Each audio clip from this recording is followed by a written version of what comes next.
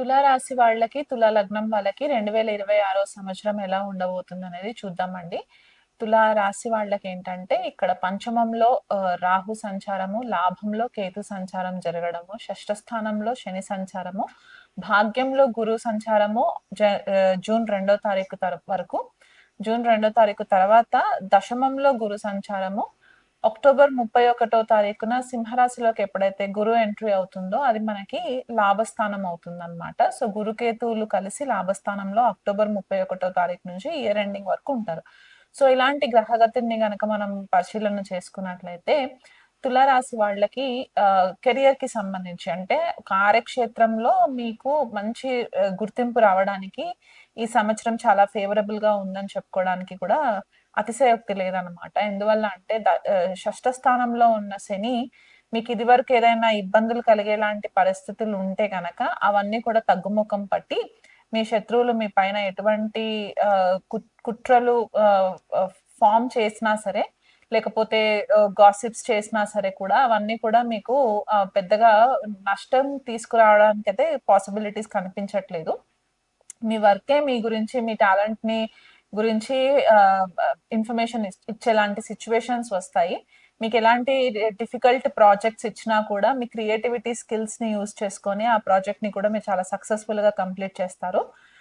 Students కి వచ్చేసరికి చూసుకున్నట్లయితే గనక పంచమంలో రాహు సంచారం జరుగుతుంది కాబట్టి ఈ విద్యార్థులకి చదువు పైన కొద్దిగా దృష్టి మళ్ళుతుందన్నమాట. అంత ఫోకస్ పెట్టి క్రియేటివ్ సబ్జెక్ట్స్ లేకుండా ఈ రొటీన్ సబ్జెక్ట్స్ ఉంటే కనుక అంత ఇంట్రెస్ట్ పెట్టి చదవరు. అండ్ టీనేజ్ గ్రూప్ లో ఉన్న స్టూడెంట్స్ ఎవరైతే ఉంటే గనక వాళ్ళ పైన పేరెంట్స్ కొద్దిగా దృష్టి వహించండి. ఎందుకంటే పంచమంలో రాహు పరిపరి విధాలుగా వాళ్ళని ఆలోచన డైరెక్షన్ లోకి తీసుకెళ్తుంది కాబట్టి అనవసరమైన ఇల్యూషన్స్ మాయలోకి తీసుకెళ్లి లవ్ అఫేర్స్ అని, టీనేజ్ లో ఈ రొమాంటిక్ అఫేర్స్ అని వీటిపైన ఎక్కువ దృష్టి పెట్టడానికి చాలా చాలా ఆస్కారం ఉంది. కాబట్టి పేరెంట్స్ కొద్దిపాటిగా మీ టీనేజ్ లో ఉన్న పిల్లల్ని మాత్రం కొంచెం గమనిస్తూ ఉండండి. హైయర్ స్టడీస్ కోసం ఎవరైనా సరే దూర దేశాలకు వెళ్ళాలనుకునే వాళ్ళు ఉంటే కనుక వాళ్ళకి మంచి ఆపర్చునిటీస్ కనిపిస్తున్నాయి. ఎందుకంటే భాగ్యస్థానంలో గురు సంచారం జరుగుతుంది కాబట్టి ఈ భాగ్య దశమ స్థానాలు లాభస్థానంలో కూడా, అంటే ఈ సంవత్సరం అంతా కూడా హైయర్ ఎడ్యుకేషన్ కి సంబంధించి, మీ ఫార్చ్యూన్ కి సంబంధించి, మీ భాగ్యానికి సంబంధించి మీకు గురు యొక్క బ్లెస్సింగ్స్ చాలా బాగా ఉండడానికి ఆస్కారం కనిపిస్తుంది.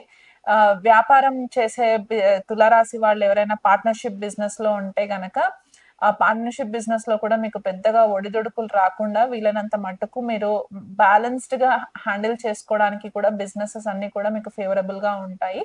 కాకపోతే లాభస్థానంలో కేతు సంచారం కాబట్టి కొన్నిసార్లు ఏమవుతుందంటే మీకు సోషల్ నెట్వర్కింగ్ చేయాలి, సోషల్ సర్కిల్లో ఎక్కువ తిరగాలి అనే ఒక ఉత్సాహం తగ్గిపోతుంది. ఐసోలేషన్ ఉండాలి, ఏదైనా తీర్థయాత్రలు చేయాలి, లేకపోతే ఏదైనా దేవాలయాలకు వెళ్ళాలి, స్పిరిచువల్ సెంటర్స్ కి వెళ్ళాలి, ఆశ్రమాలకి విజిట్ చేయాలి, దీనిపైన ఎక్కువ ఫోకస్ అవ్వడానికి ఆస్కారం ఉంది. ఎందుకంటే లాభస్థానంలో కేతు, భాగ్యస్థానంలో గురువు కాబట్టి మీకు మంచి గురువు రూపేణ ఎవరైనా మీకు మంచి గైడెన్స్ ఇవ్వడానికి యోగా, ప్రాణాయామ, మెడిటేషన్, లేకపోతే విపాసన మెడిటేషన్ ఇట్లాంటి సెంటర్స్ కి వెళ్ళడానికి మీకు ఎక్కువ ఇంట్రెస్ట్ కలగడానికి ఛాన్సెస్ కనిపిస్తున్నాయి అన్నమాట. సో ఆధ్యాత్మికంగా ఎదగడానికి తులారాశి వాళ్ళకి ఈ సంవత్సరం చాలా ఫేవరబుల్ గా ఉంటుంది. ఆరోగ్య విషయంలో మాత్రం కొంచెం కేర్ఫుల్ గా ఉండండి. ఎందువల్ల అంటే మీకు కొద్దిగా తలకి సంబంధించి, బ్రెయిన్ కి సంబంధించి రుగ్మతులు రావడము, లేదా కీళ్ళ నొప్పులకి, నీ జాయింట్స్ కి సంబంధించి పెయిన్స్ రావడము, షష్ఠ స్థానంలో శని సంచారం కాబట్టి అందులో జలతత్వ రాశిలో ఉంటారు కాబట్టి ఈ ఫీట్ కి సంబంధించి, కాళ్ళకి సంబంధించి కొద్దిపాటిగా ఇబ్బందులు రావడము, సర్జరీస్ అట్లాంటివి ఏమైనా జరగడానికి ఆస్కారం చాలా ఫేవరబుల్ గా కనిపిస్తున్నాయి. కాబట్టి హెల్త్ విషయంలో నెగ్లిజెన్సీ చేయకండి. ఇంకా మీకు మంచి బెటర్ రిజల్ట్స్ రావాలి, హెల్త్ విషయంలో కూడా మీకు డిస్టర్బెన్సెస్ ఉండకుండా, కెరియర్ లో డిస్టర్బెన్సెస్ ఉండకుండా ఉండాలి అని అనుకుంటే గనక శనికి రెగ్యులర్ గా తైలాభిషేకం చేయిస్తూ ఉండండి. రాహు కేతువులకి, సర్పగ్రహాలకి, సుబ్రహ్మణ్యేశ్వర స్వామికి మీరు అర్చన అభిషేకాలు చేయించుకున్నట్లయితే కూడా మీకు బాగుంటుంది. భార్యాభర్తల మధ్య కొద్దిపాటిగా డిఫరెన్సెస్ రావడానికి ఆస్కారం ఉంది. ఆ విషయంలో కొద్దిగా అటెన్షన్ ఇవ్వడానికి ట్రై చేయండి. అంటే మీరు ఒకవేళ భార్యాభర్తల మధ్యలో ఎవరైనా సరే ఒక స్పౌజ్ బిజీగా ఉండి, వర్క్ లో బిజీగా ఉండి ఎక్కువ అటెన్షన్ ఇవ్వట్లేదు అంటే ఇవి కొద్దిగా అనుమానాలకి దారి తీసి ఇబ్బందులు క్రియేట్ చేసే పరిస్థితి కనిపిస్తుంది. ఎందుకంటే పంచమంలో రాహు కాబట్టి లేనివి ఉన్నట్టు ఊహించి చెప్తూ ఉంటారు కాబట్టి ఆ విషయంలో కొంచెం ఇబ్బందులు రావడానికి ఆస్కారం ఉంది.